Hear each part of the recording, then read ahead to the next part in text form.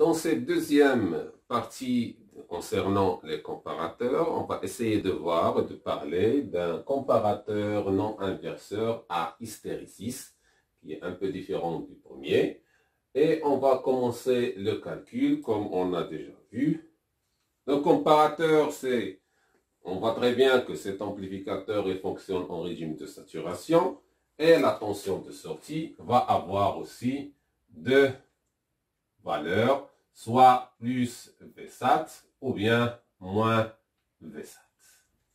Et tout dépend de la tension appliquée à l'entrée de l'amplificateur, c'est-à-dire Vd. Est égal à plus Vsat si Vd est positive, est égal à moins Vsat si Vd est négatif. Qu'est-ce qu'il nous reste à faire? À déterminer l'expression de la tension différentielle Vd. Alors, Vd à quoi est égal? Voilà, déterminé ici. Vd à quoi est égal à la tension E plus moins la tension E moins. C'est-à-dire E plus moins E moins. Le E plus, en utilisant le théorème de Millman, qu'est-ce qu'elle va nous donner? Elle va nous donner Vd est égal à Vs sur R2 plus Ve sur R1. Le tout 1 sur R2 plus 1 sur R1. Moins, E moins, ce n'est que la tension V indice R. Alors, la tension Vd finale, à quoi est égal à R1 V de S plus R2 V de E sur R1 plus R2 moins la tension V de R. Et voici l'expression de la tension différentielle à l'entrée de l'amplificateur opérationnel et qui fonctionne en régime de saturation. Alors, qu'est-ce qu'il nous reste à déterminer? Quelle est la condition pour laquelle Vd est supérieur à 0? Alors, Vd est supérieur à 0. On va chercher la condition sur Ve. Vd est supérieur à 0 si et seulement si on a on va R1 V de S plus R2 V de E sur R1 plus R2 moins V de R est supérieur à 0. Ceci va nous donner quoi? Va nous donner que VE elle est supérieure à R1 plus R2 sur R2 que multiplie V de R moins R1 sur R2 que multiplie V de S. Or, quand Vd est supérieur à 0, Vs à quoi est égal à plus Vsat. Dans ce cas, qu'est-ce qu'on doit remplacer? On doit remplacer, or, quand Vd est supérieur à 0, V de S est égal à plus Vsat. Il suffit de la remplacer ici. Dans ce cas, V de E, elle est supérieure à R1 plus R2 sur R2 que multiplie V de R moins R1 sur R2 V de SAT. Donc ça, c'est la condition pour laquelle, la condition sur VE pour laquelle V de sortie est égal à plus V SAT. Alors ce terme-là, c'est un terme qu'on appelle le seuil de basculement. Ça, c'est le seuil, on pose R1, ou bien on pose V de L, le seuil de basculement bas, on pose V de L est égal à R1 plus R2 sur R2 fois VR moins R1 sur R2 V2 SAT, ce qu'on appelle le seuil de basculement bas. Et dans ce cas, qu'est-ce qu'on peut conclure? On peut conclure que V de sortie est égal à plus VSAT quand V de E est supérieur à V de L. Donc ça, c'est ce qu'on peut conclure. Alors, on va faire le même calcul. On va faire le même calcul pour lorsque V de sortie est égal à moins VSAT. Alors, V de sortie est égal à moins VSAT, quand est-ce? Quand VD elle est inférieure à 0. Tout calcul fait, lorsqu'on va remplacer, or, VD, ce n'est que R1 plus R2 sur R2 V de R moins R1 sur R2 V de sortie. Lorsque je vais remplacer cette tension de sortie-là avec moins VSAT, je vais remarquer que V de E, lorsque je tiens compte de VD, lorsque VD est inférieur à 0, celle-ci va nous montrer que V de E sera inférieur à R1 plus R2 sur R2 V de D plus R2 sur R1 V de SAT. Ce terme-là, ça sera quoi? Ce n'est que, on va poser ce terme, on pose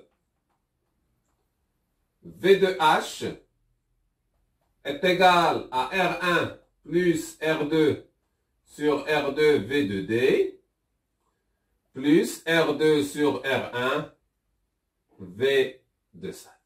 C'est ce qu'on appelle le seuil de basculement haut. Alors, je vais réexpliquer une autre fois. V de S est égal à moins VSAT quand VD elle est inférieure à 0. Or, VD, on a déjà calculé, c'est le terme R1 plus R2 sur R1 V de R moins R1 sur R2 V de S. Or, V de S, ce terme-là, elle est inférieur à 0 quand V de S elle est égal à moins VSAT. Je vais le remplacer ici et je vais aboutir à cette expression. Ce terme-là, je vais le poser V de H et ce terme-là, ce n'est que le seuil de basculement haut. Alors, en conclusion, V de S est égal à moins VSAT si VE elle est inférieure au seuil de basculement V de H. Et comme ça, donc, donc ça c'est là,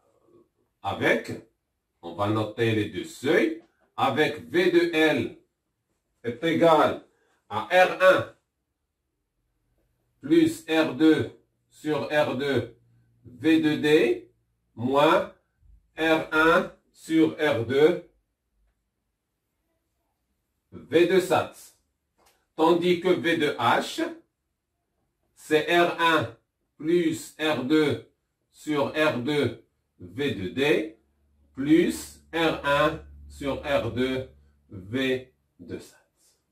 Alors ça, c'est la conclusion finale de ce comparateur qui possède deux seuils de basculement, un seuil bas et un seuil haut.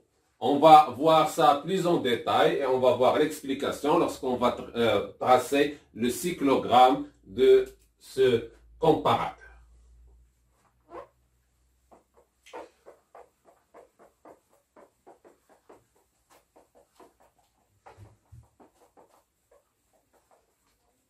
Alors, le cyclogramme de ce comparateur est comme suit. Évidemment, qu'est-ce qu'on trace dans le cyclogramme? On trace la tension de sortie en fonction de la tension d'entrée. Alors ici, on a 4 paramètres. Les premiers paramètres sont les tensions de sortie de la tension 2, c'est-à-dire plus Vsat, la valeur que va prendre la tension de sortie, et moins Vsat. Moins Vsat. Les 2 autres paramètres, ce sont les seuils de basculement. On va supposer que ce seuil de basculement bas se trouve ici. Ça, ce n'est qu'une supposition. Ça, c'est moins. Ça, c'est VL, le seuil bas. Et le seuil de basculement haut se trouve par exemple ici. Hein, ce n'est qu'un exemple. Ils peuvent être tous les deux positifs, comme ils peuvent être tous les deux négatifs, comme ils peuvent être un positif, l'autre est négatif. Alors, on va commencer le raisonnement. La tension de seuil commence à... Alors, V2S est égal à plus Vsat. Quand est-ce? C'est quand VE est supérieur à VL. Alors, on va tracer les limites de V2L. Voilà. Alors, ici, V2S est égal à plus Vsat quand VE est supérieur. C'est-à-dire, à partir de ce point-là, on a plus Vsat. Là, plus Vsat quand la tension Vs est égal à plus Vsat quand VE est supérieur à VL. Vs est égal à moins Vsat quand VE elle est inférieure. Alors je vais chercher VE inférieur à VL. Elle est là, dans ce cas, elle est égale à moins. Là. Alors qu'est-ce qu'on peut remarquer? On peut remarquer, on va suivre ce chemin. Lorsque VE elle est faible, elle commence à augmenter, la tension de sortie est égale à moins Vsat, elle augmente, elle augmente, elle augmente, elle augmente, elle augmente. Lorsqu'elle arrive ici, elle va subir un basculement vers la tension plus Vsat. Voilà. Dans ce cas, elle suit ce signe et elle va continuer son chemin à augmenter jusqu'à là. Or, on va dans l'autre cas, lorsque VE commence à diminuer. VE commence à diminuer lorsqu'elle va arriver ici. Elle ne va pas passer par ce chemin, mais qu'est-ce qu'on a dit? Elle va continuer son chemin. Le seuil de basculement où se trouve, il va se trouver ici lorsqu'elle va dépasser la tension VL. Elle va chuter comme ça. Et lorsqu'elle va continuer son chemin. Alors ça, ce qu'on appelle le cycle d'hystérésis, c'est-à-dire la tension VE, elle va dans ce sens-là, elle va basculer. Après, lorsqu'elle va retourner, elle ne va pas suivre le même chemin, mais elle va passer par l'autre chemin. C'est ce qu'on appelle l'hystérésis. Alors, un autre paramètre qui va s'ajouter, c'est quoi? C'est la largeur d'hystérésis, c'est-à-dire cette largeur qu'on appelle H, à quoi est égal? H, c'est VH moins VL. C'est la largeur du cycle d'hystérésis. À quoi est égal? Est égal à ce terme-là, moins ce terme-là qui va nous donner H est égal à 2 fois R1 sur R2 V2 sat. C'est ce qu'on appelle largeur d'hystérésis.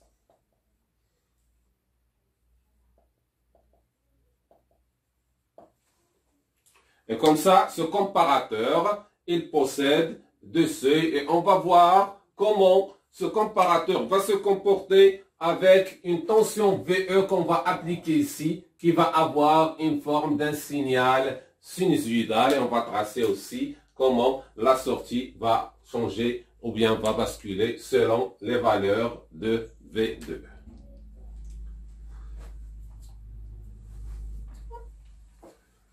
On va essayer de faire comme tout à l'heure, tracer la tension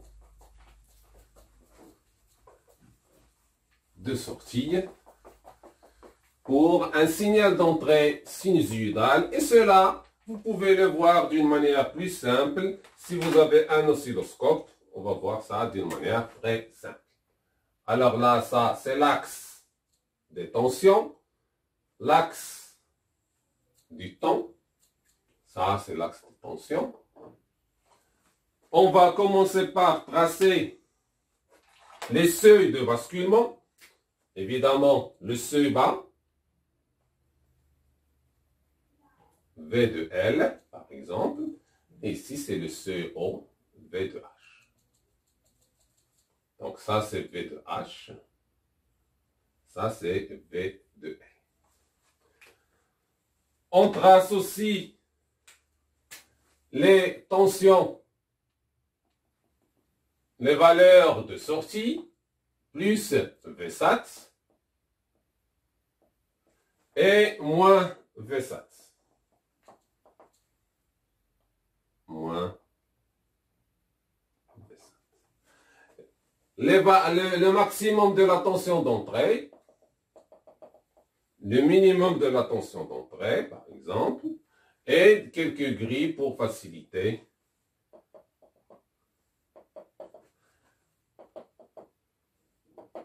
voilà, pour faciliter le traçage de la tension sinusoïdale d'entrée.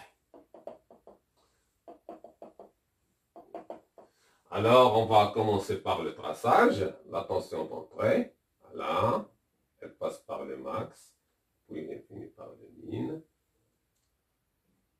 Plutôt, elle va passer par max, finir par voilà. La même chose de l'autre côté. Voilà. Voilà. Et voilà. Alors ça, c'est la tension VE. Maintenant, on va essayer de déterminer les points critiques.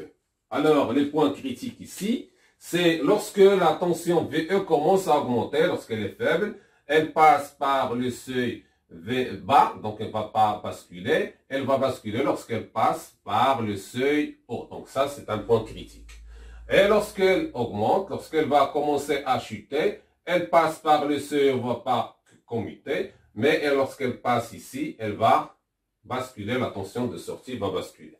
Et comme ça, on peut déterminer les différents points de basculement de la tension de sortie.